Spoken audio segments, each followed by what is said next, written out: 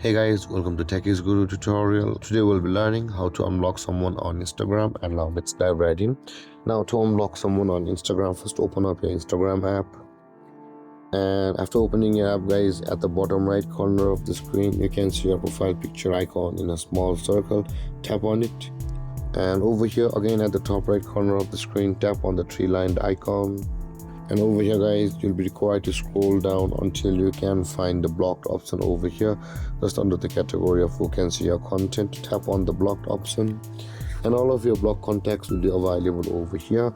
Now in order to unblock someone on Instagram, you can see the unblock option available for us guys at the right side of that account. On this list, tap on the unblock button over here and again unblocked, and there is that contact has been unblocked on Instagram. And this is how you unblock someone on Instagram.